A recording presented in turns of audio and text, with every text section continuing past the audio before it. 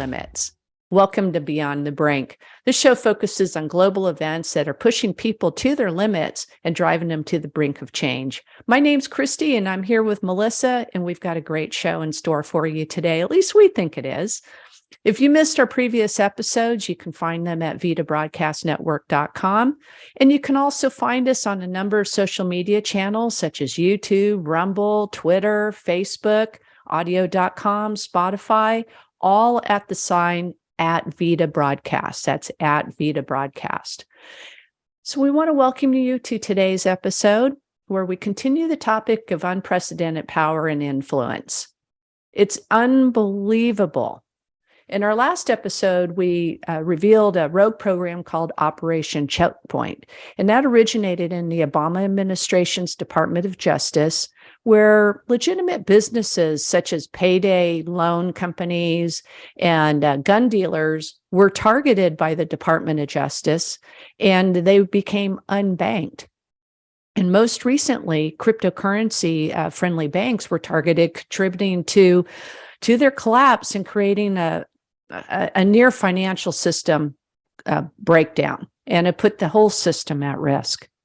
Today, we'll reveal how another agency, specifically the Securities and Exchange Commission, is using its might against the cryptocurrency sector with unprecedented enforcement actions, including lawsuits and regulation that appears to be overstepping the scope of its agency's mandates.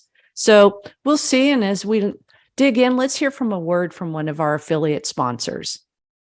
Beyond the Brink has partnered with Swan Bitcoin. We chose Swan Bitcoin because it's easy and inexpensive and the best form of financial protection if you're hit with a disaster. It's perfect for both new and experienced Bitcoiners. Set up a Bitcoin savings plan and never miss out on the dips. Get a free book called Inventing Bitcoin, the technology behind the first truly scarce and decentralized money, and receive $10 of Bitcoin when you use our affiliate link, vitabroadcastnetwork.com/beyond. That's vitabroadcastnetwork.com/beyond. And I never seem to miss the opportunity to trip over that address. I know, same here. So let's bring in Melissa, and she's going to take it away. She's done quite a bit of homework on this, and I'm really excited for what she's going to be sharing with us today. So Melissa, take it away. I am so excited. Well, I'm excited and not excited about this topic today. Excited and not excited? I'm excited. I am excited to share with everyone the things that I've learned, and just kind of share a bunch of clips. We have a lot of clips to show. So on Tuesday, the 18th of April, the Committee on Financial Services, they held a hearing titled Oversight of the Securities and Exchange Commission. Many of you might be familiar with Gary Gensler, who is the SEC chairman. And this was his first appearance before the House Financial Services Committee since this new Congress took over.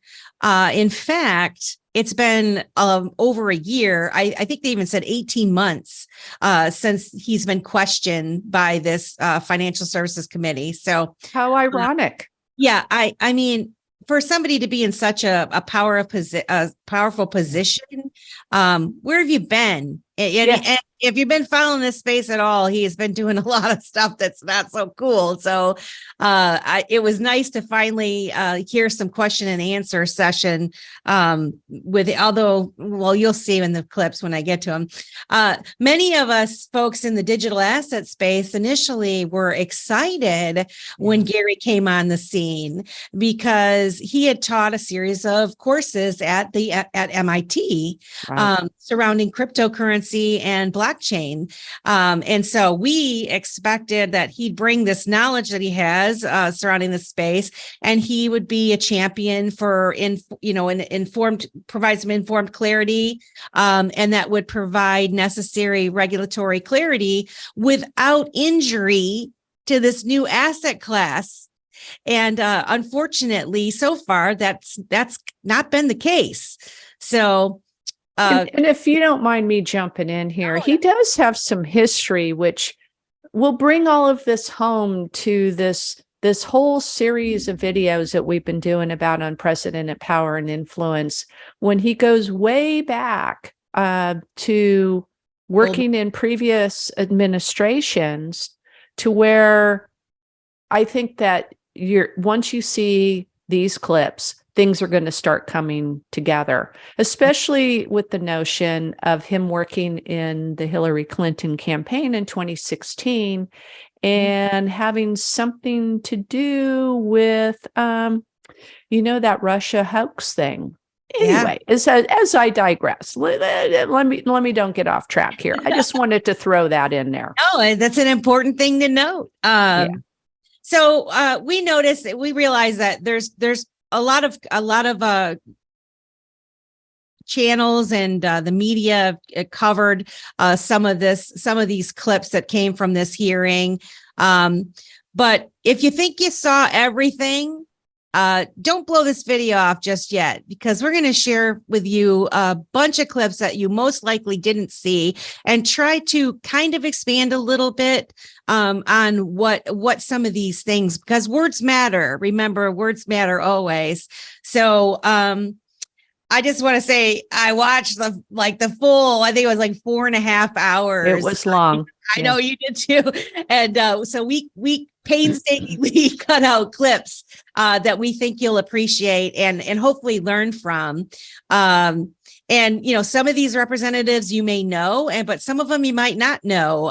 Some of them I wasn't very familiar with. So we'll see what happens. Let's see. And the other thing is hopefully some of these clips will provoke you to want to learn more and dive in a little bit more on your own. So what we'll do is, for those of you listening on the radio, if you go to our website, vitabroadcastnetwork.com, we'll have our links to our Rumble and YouTube videos. You can choose the platform you want to watch it. And we'll put some extra material in the description box for you to follow along or research this for yourself. So in any event, let's go and let's see how Melissa does with sharing clips. So we're going to try. Representative Patrick McHenry started off the hearing telling Gary, your approach is driving innovation overseas and endangering American competitiveness. And so I'm going to share this clip. Let's see here. I think it's, what am I, screen one? There we go. Okay. So let's get started with digital assets. Under your leadership, the Securities and Exchange Commission has brought nearly 50 separate enforcement actions against digital asset firms. And now your agency is requesting an additional $78 million to expand your enforcement agenda. At the same time, you've refused to provide clarity on whether digital assets offered as part of an investment contract are subject to securities laws, and more importantly, how these firms should comply with those laws. You're punishing digital asset firms for allegedly not adhering to the law when they don't know it will apply to them. It's nonsensical. The administration said it, the Fed has said it, and I'll say it again. Congress must provide clear rules of the road for the digital asset ecosystem because the regulators cannot agree. Regulation by enforcement is not sufficient nor sustainable. Your approach is driving innovation overseas and endangering American competitiveness. All right. So basically, that was the, your approach is driving innovation overseas and endangering American competitiveness. And then we went into, I don't know what's happening here.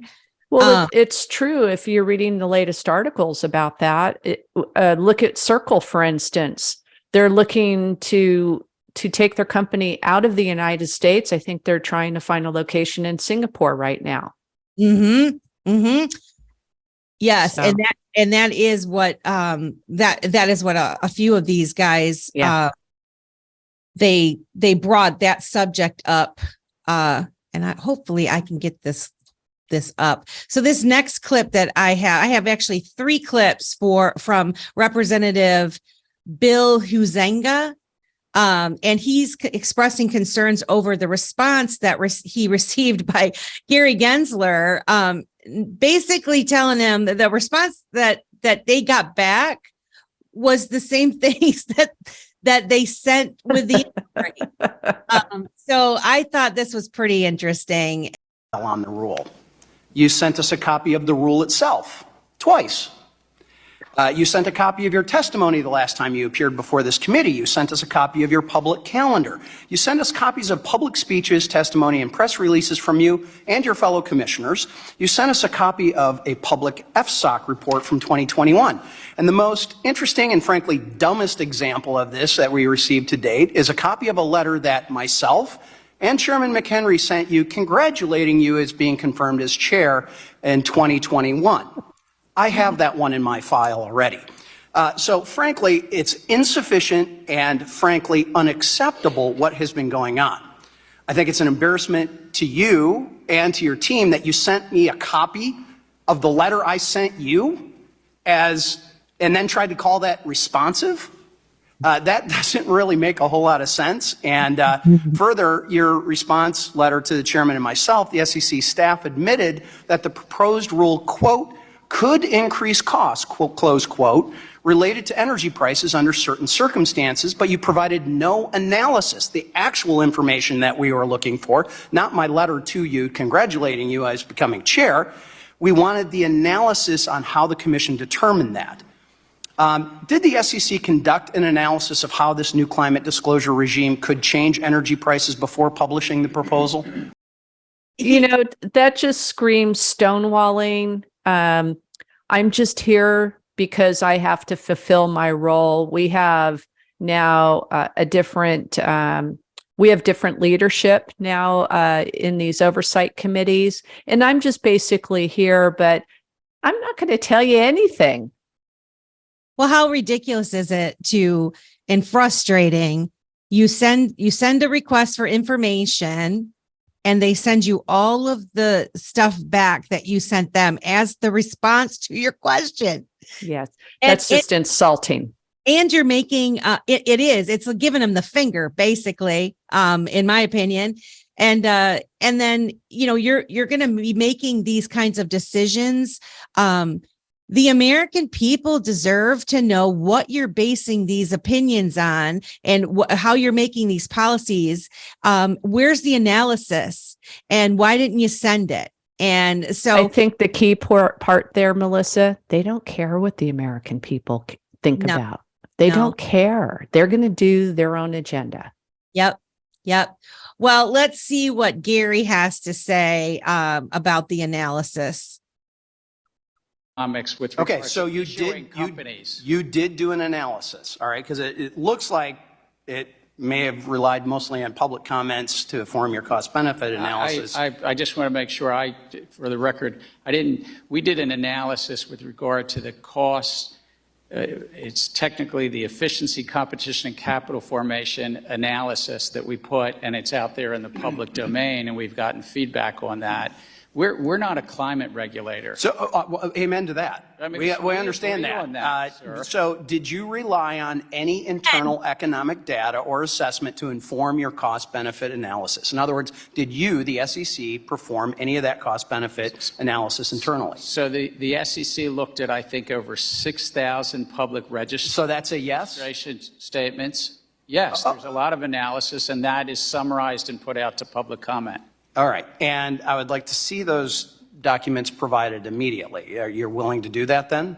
I'm a firm believer in congressional oversight. I know that I'm not. Yes or no? Okay, well, that was previously requested, and you sent me a copy of the letter that I sent to you congratulating you. So sounds like we now have an understanding that you're going to actually send us your analysis. So I know that this. Yes or no?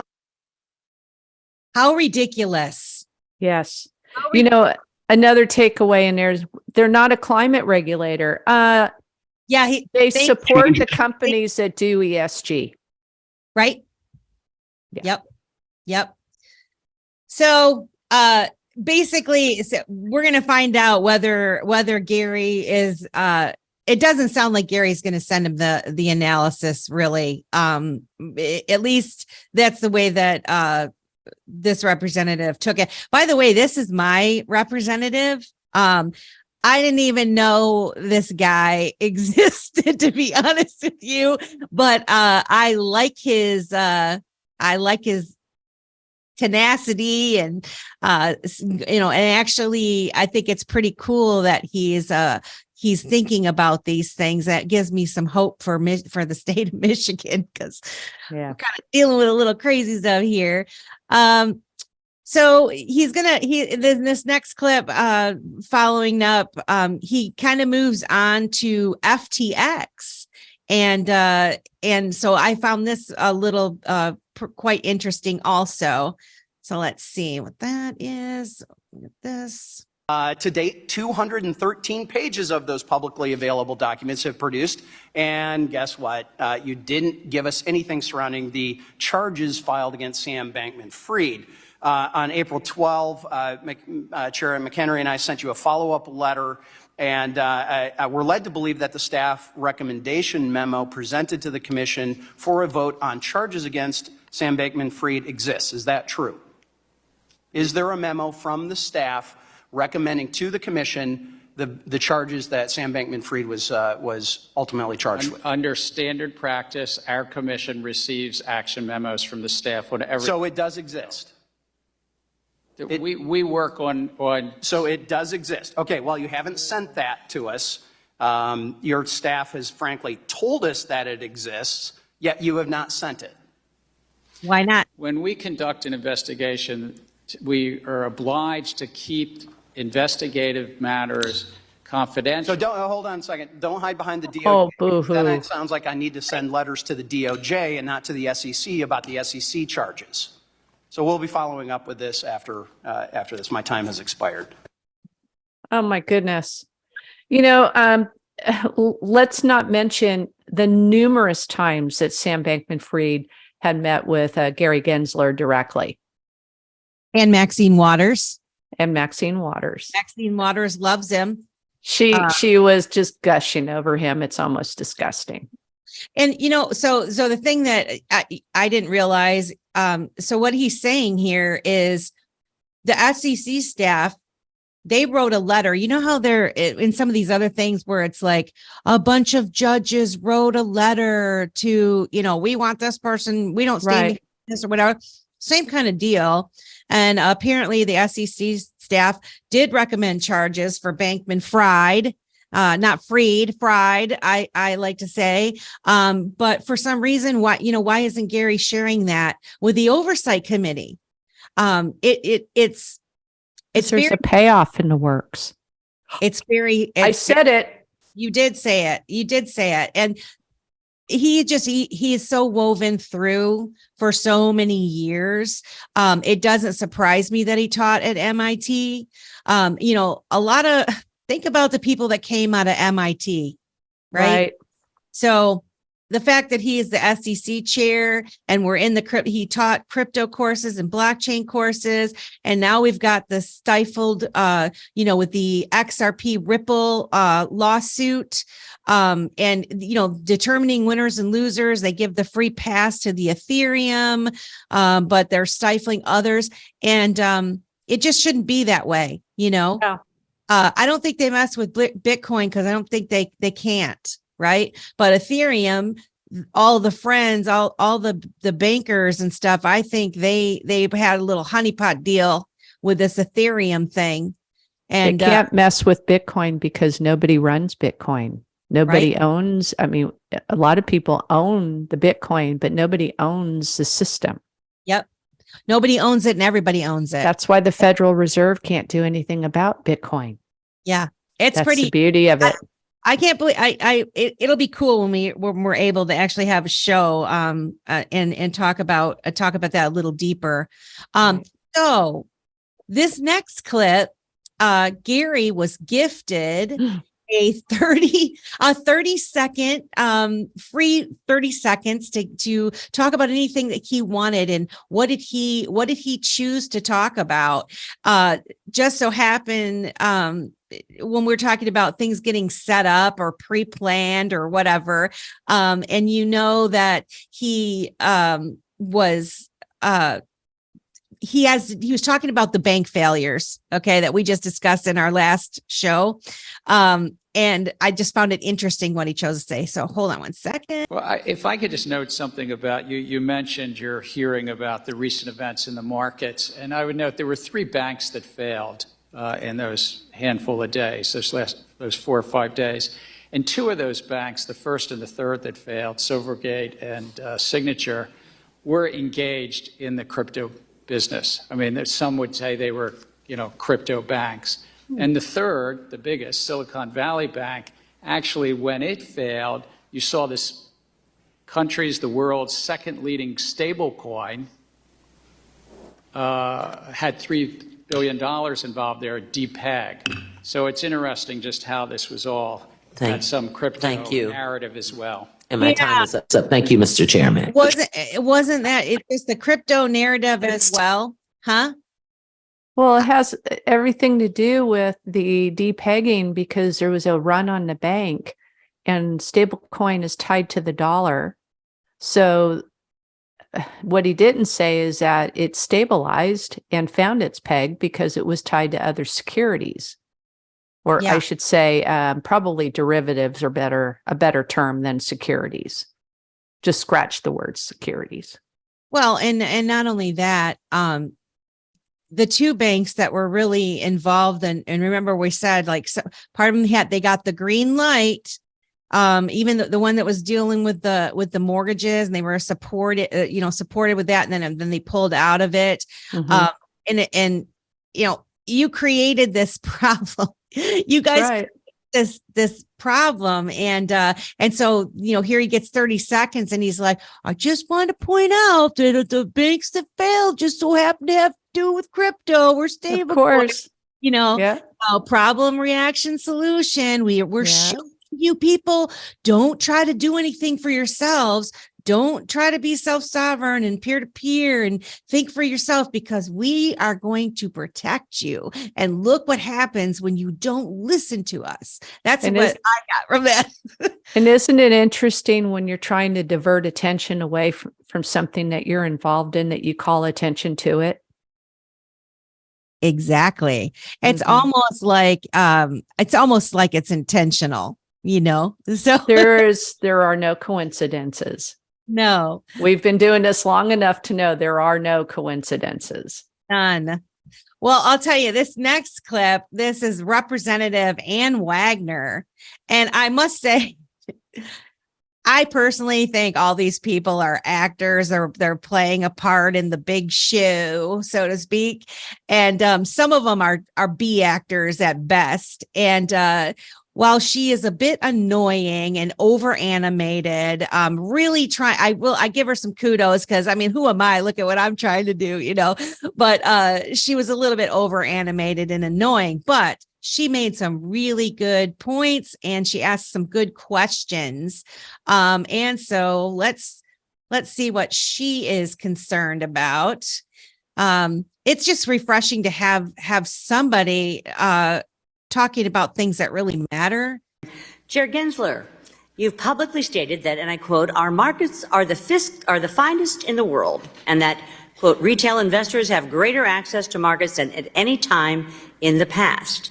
Yet, despite these statements, which I wholeheartedly agree with, you still released 4 proposals last December: order competition, regulation best X, tick size, rules 605, that completely upend those markets and remake them from top to bottom. There is a strong possibility that these 4 proposals could make equity markets more costly, less efficient, and overall worse for retail investors.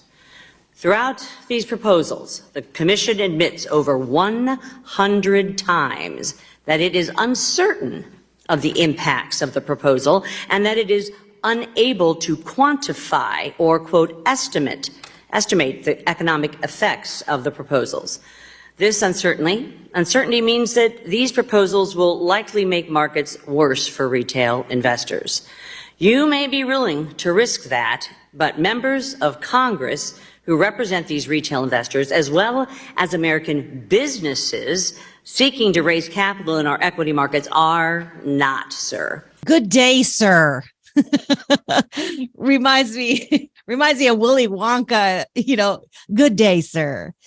She's exactly right. I mean, again, you're putting out these proposals but you don't have anything to back it. And the things that you do have, some of the information that you have, it as actually saying that it could potentially harm retail investors, or you don't really know. So what, we're just going to willy-nilly try to do some of these new proposals and then harm the retail investor. Who are the retail investors?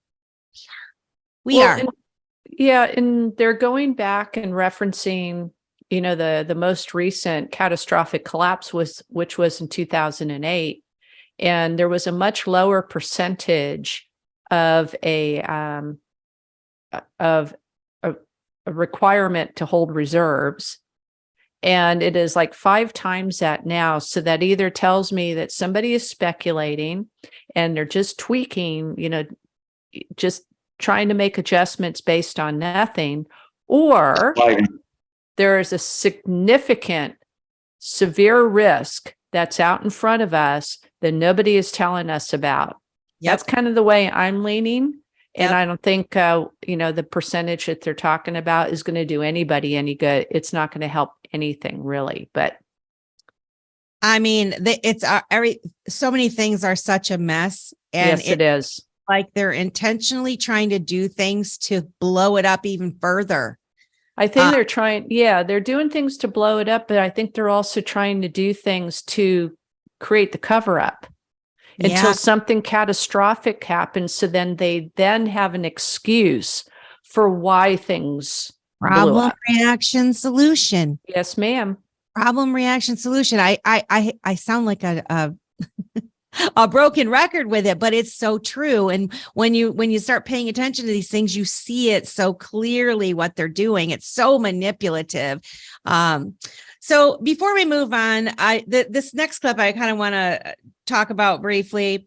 So Miss Wagner starts asking about FINRA in the best execution rule, and why Gary thinks that they need to have that rule at the SEC as well as at the FINRA level, because SEC controls, they have the authority to change it at the FINRA level. So why create duplicate work? Right. That's what she said. Why? For those of you who don't know, FINRA is the Financial Industry Regulatory Authority, and she's referring to Rule 5310, which is the best execution rule. Right. And I'm no expert by this, but I just did a little Googling, and it says this rule means that brokers must use reasonable diligence to ascertain the best market for their customers' orders and obtain the best price available at submission, while also considering other factors such as the character of the market for the security and the size and type of transaction and the number of markets. And so, and I will also post a link in the description box for anybody that wants to look into it a little bit further. But anyway, that's what she's talking about. She's talking about FINRA. And so let's play another clip from Miss Wagner. Share my screen. I'm getting to become a pro at this, kind of. That the duty of best execution is too important for only FINRA to have a best execution rule, and that the SEC should have one as well. I'd like a yes or no answer here, sir. Are you aware that there is a process under existing rules for the SEC to amend or change FINRA's rules, which would include its current best execution rule? Yes or no? Yes, I'm aware we have that authority. Yes or no? Do you believe FINRA is incapable of maintaining and enforcing an adequate best execution rule? I think this is an important rule that we should have at the commission level. Yes or no? Are they incapable of maintaining and enforcing an adequate best execution rule? Again, I think we should adopt one at our level as well, and we have it in other areas. All right, reclaim my time. As proposed, it would be duplicative onerous and costly for firms to comply with both the SEC and now FINRA's best execution regulations at the same time. Chair Gensler, your proposed rule on open-end fund liquidity would require funds to assume a worst-case scenario of a 10% sell-off on the fund when classifying the liquidity of assets. I have spoken with many asset managers who inform me a 10% run would be a magnitude higher than any that they have seen in recent history. One asset manager informed me that the highest run they have seen going back to the crash of '08 was 2%. What historical data did you use to justify the 10%? And is it appropriate for the SEC to require funds to operate in a scenario that is 5 times worse than historical standards? This was just to define. Yep. 5 times. Yep, that's what I was referring to earlier. I was probably a little ahead here, but that's true. So what are they? Either they're just putting in unjust regulations, which is just going to make the market more sluggish. It causes stagnation like what we had before in the 2008 cycle through 2017, I believe. It was very sluggish because there was too much regulation and the regulations were unclear. Yeah. And so here we are doing it again. And why do you have 2 agencies that are going to duplicate regulations? So does that make one agency doesn't have the oversight authority or the enforcement authority than the other one? It's too much. It's too much. You're making them do it twice then. Right. So they have to satisfy this agency, then they have to satisfy this agency. There's cost and time and people that you have to hire to do. I mean, it's a lot. And you have to question. And, you know, I think if I recall, back before that, the crash, they had done a bunch of deregulation, right? They had done a bunch of research. So now we're kind of doing the opposite. It's very interesting, but it's like they're comparing it to something that they also created. So I just find that very interesting, to say the least. And more red tape just equates to more fees. Making it's harder for the consumer. It's just going to pick their pocket because it always runs downhill. Well, you know what? The other thing is that they're really trying to squeeze the little guy out. That's what's going to happen. So as far as I can tell, they're trying to corner it all. You know, all these lawsuits are bringing against this cryptocurrency firms and the exchanges and the banks and, you know, things that are doing. They're trying to scare them out of doing it, make it so that it's so expensive they can't win, or create such a problem that they collapse it and then they swoop in and buy it. Right. Yep. So in any event, I wanted to share Gary's response to Ms. Wagner.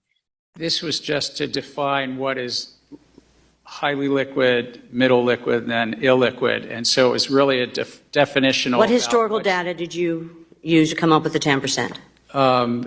Again, we lay that out in our no, you don't. Proposals, but I'd be glad to follow up. You don't lay it out at all. Chair Gensler, you have testified before this committee twice that both times I have asked you if you intended to rewrite Regulation Best Interest Reg BI, and you have said no. Is that still the case? That's still the case. It's not on you our remain unified committed agenda. to supporting the continued implementation of Reg BI. Look at his face. What? We look to vigorously enforce it. What? Do you intend to rewrite Regulation Best Interest Reg BI? You've said no in the past. Oh, I'm sorry. I misunderstood your question. It's not on our unified agenda. Great. Chair Gensler, out of the more than 50 rules proposed under your leadership, none appear to directly address capital formation. If you believe that one or more of these proposals directly addresses this crucial issue, please cite which ones and specifically how that standard is met in 10 seconds. I think that many of them do because it's about issuers and investors. I would just take private funds. If private fund advisors, the general partners, are taking $500 billion of fees a year, if it My time's came expired. down- I'd ask you to respond in writing and be very specific to your mandate. Yeah. What do you think about that? Yeah. So No, we're not going to rewrite. Oh, no, I didn't understand the question. Yeah. So if you don't yeah. understand, then that can just be whatever it is, I misspoke. yeah. Well, I think this next one coming up is going to kind of answer that question. Yeah. So this next clip is from Mr. Kasten. I hope I'm saying his last name right. And this also ties into some previous episodes that we covered. But does the climate change pose financial risk to investors? Mr. Kasten's asking, everything's going that way. So it doesn't surprise me that this was one of the questions. And it coming from this guy.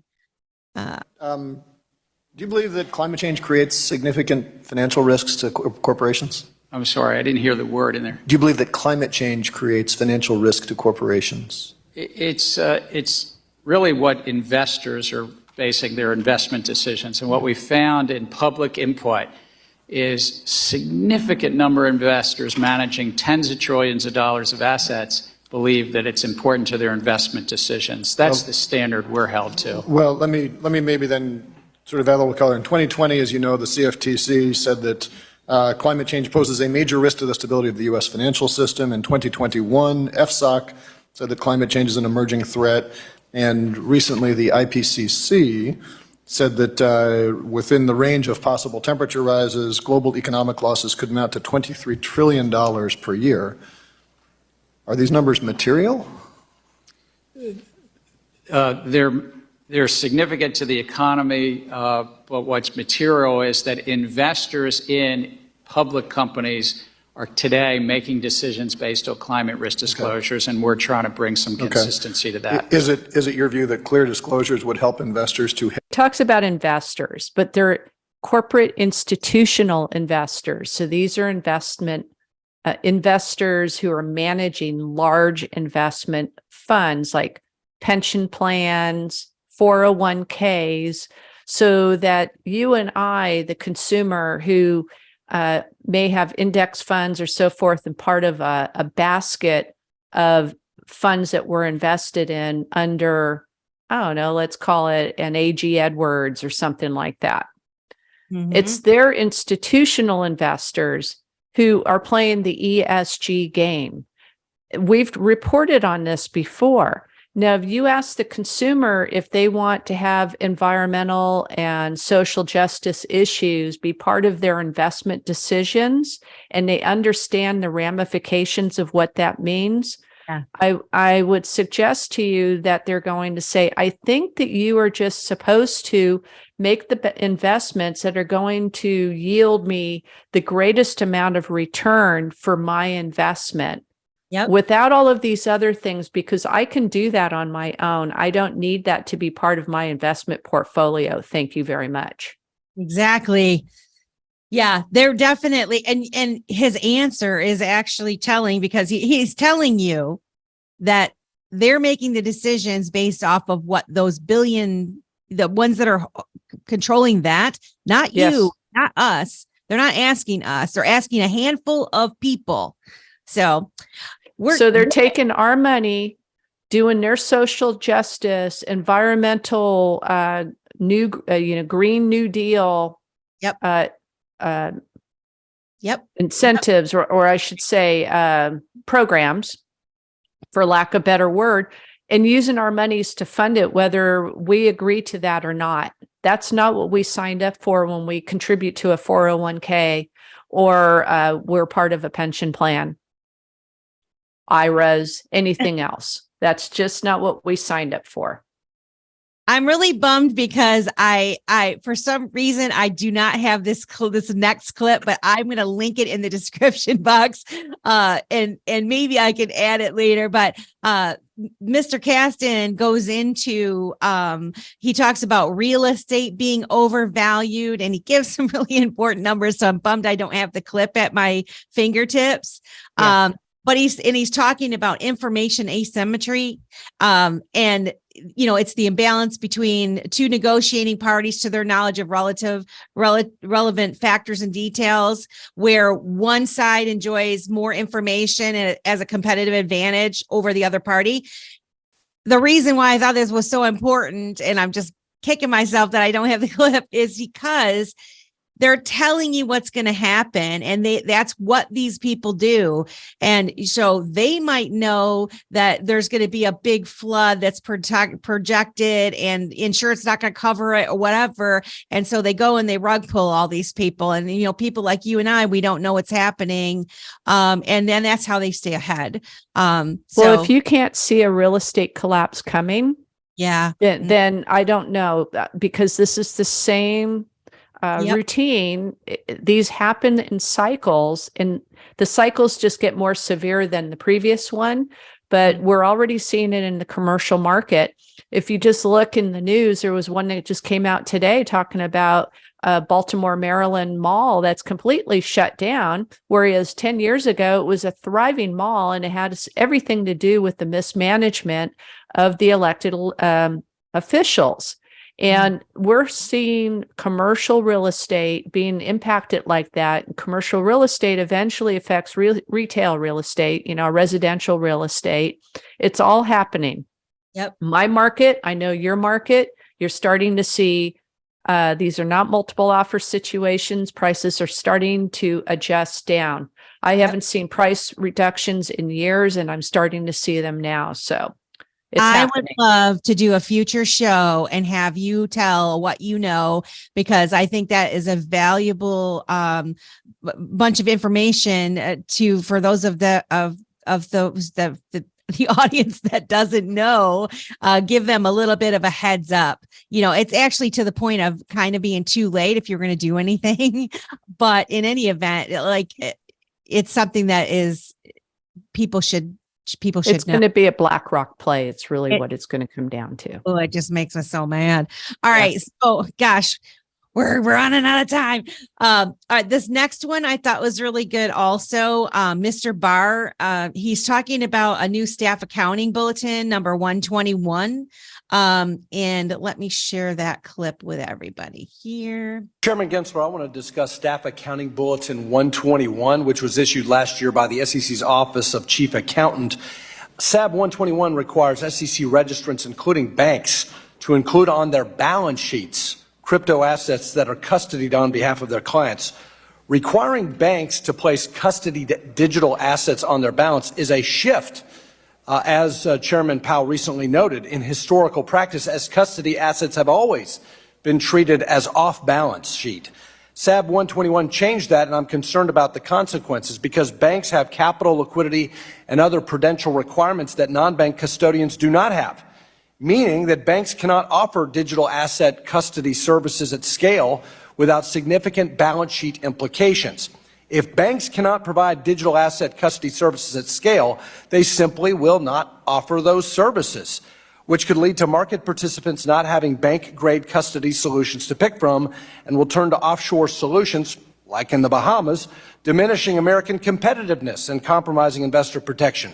Chairman Gensler, has it occurred to you the irony that at the same time you pursued SAB 121, which has effectively precluded highly regulated banks from offering customers the safety and security of segregated digital asset custody services, not a single one of the 4,500 employees under your supervision at the SEC noticed that FTX was allowed to commingle customer funds, allowed FTX to trade, settle, custody, lend, and borrow digital assets without institutional grade custody? I'm actually quite proud of the staff. It's just unbelievable.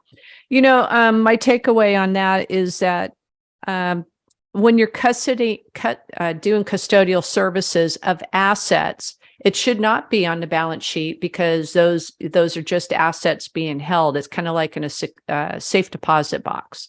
A bank is not going to put safe deposit box contents on their balance sheet. So if you're going to require banks to put custody, crypto custodial assets on their balance sheet, then how are they going to adjust for the ebbs and flows in the values of those assets? They're not doing that for contents in their safe deposit boxes.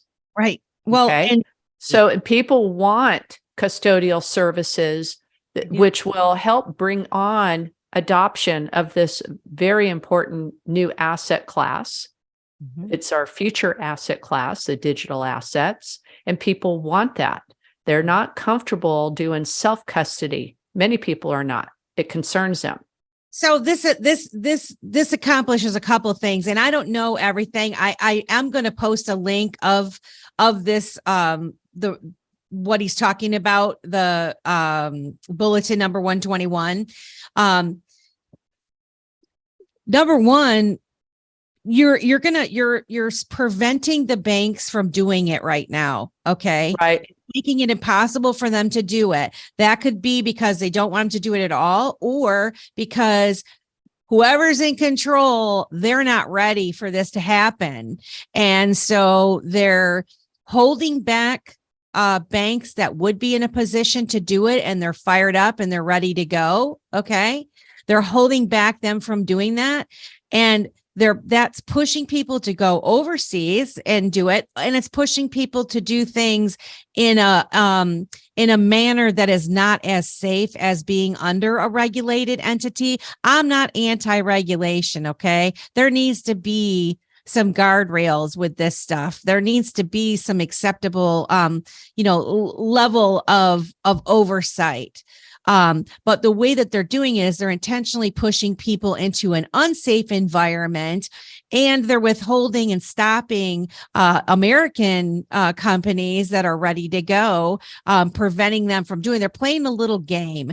So, Operation Choke Point, whatever the hell you want to call it, this is just part of it. It's a little game they're playing. I'm personally sick of it, but I don't think we've seen the end of this movie yet. No. But in any event, gosh, we're running out of time. Hey, Melissa, what I was thinking is maybe we can jump to the Emmer clip, because I think that is pretty much the meats and potatoes of everything here, because we're running out of time. And that is a fabulous clip, where the grilling, if you will. What do you think? Well, I just wanted to play Louder Milk. Oh, go for it.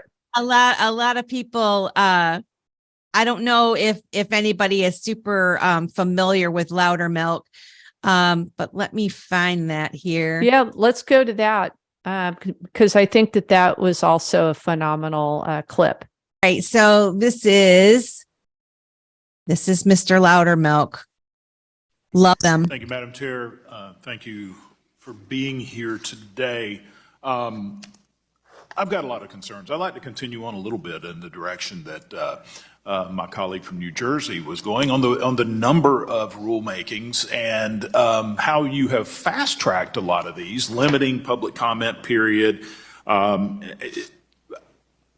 heard you say in here that you support congressional oversight, and you respect it, but from what we've seen, your actions are different than what your words are saying. You've shortcut a lot of the Administrative Procedures Act in your rulemaking. It appears that what you're wanting to do is hurry things along before Congress can have its due oversight. Excuse me. But what I want to talk about is something that I have not been in favor of, and I've opposed ever since it was proposed, which is the consolidated audit trail. I know Mr. Hill asked you some questions about that. First of all, I've never been supportive of it, but it's here, and we have to constrain it. I believe it's a violation of the Fourth Amendment, of right to privacy of individual investors. Let me put it in the words of the American Securities Association, and they described it of how the collection of this data violates the Fourth Amendment right to privacy because it forces every investor's financial information, personal information, and transaction history without any evidence of wrongdoing. And I want to quote in a letter that they have sent to this committee, both the ranking member and the chairman, is that tracking unsuspected and unsuspecting Americans' every move in hopes of finding unlawful activity is not consistent with the principles undergirding the Constitution, which is true. In fact, a lot of information that we see that regulators are forcing independent financial institutions to divulge about their investors or their bankers or those that do business with them. If law enforcement was trying to derive that information, it would require a search warrant. But yet the federal government will come in and they'll force that information out of these individuals. Backdoor it. Why not? I spent a lot of time in the military dealing with security, information security. I had 30 years in the information technology sector. What I see in industry is a decentralization of information because of the risk of disclosure. Blockchain, many industries are going to blockchain because you're no longer centralizing it. When it's centralized, there's a one-stop shop for the bad players to come and get information about individuals. So my first question is, what do you believe in this? Is it easier to protect decentralized investor information held by thousands of firms? Or do you feel it's more secure to centralize that in a database administered from Washington, D.C.? Which do you feel is more secure? There's risk in both sectors. There's risk in the decentralized, there's risk in the centralized. It's really about the appropriate data security in that database. And this is a debate that technologists have quite often. The consolidated audit trail is important to help surveil the market, to oversee the markets. Data was being collected before. So surveil the markets.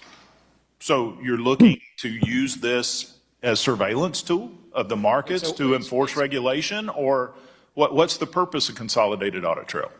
To help oversee the markets, to protect against fraud and manipulation, front running, insider trading. Without any just cause? Or, I mean, are you just randomly going to look? Maybe somebody's doing something wrong here and I've got all this information. But let me tell you, there is no one in the information systems industry that's worth their salt that will tell you it's more secure to have information at one point, one-stop shop. So if I'm a bad guy, I'm a foreign player, I only got one spot to go to pull all this information. I'm going to put all my investment, all my technology in breaking your security to get that information versus thousands of places that I do not have the resources to do that. Centralizing is a security risk. Wow. So consolidated audit trail equals surveillance. And what a nice way of saying that. And that's why, like, you know, as we're going through looking at this whole thing, like I said, there are so many things that people aren't, this is something to pay attention to. And, you know, I'm going to post some links and stuff about it too. But yeah, that if you're just listening to this and you're not looking up the words that they're saying, you might just glaze over it, but breeze past it because we don't know what it means, right? We don't understand what that means.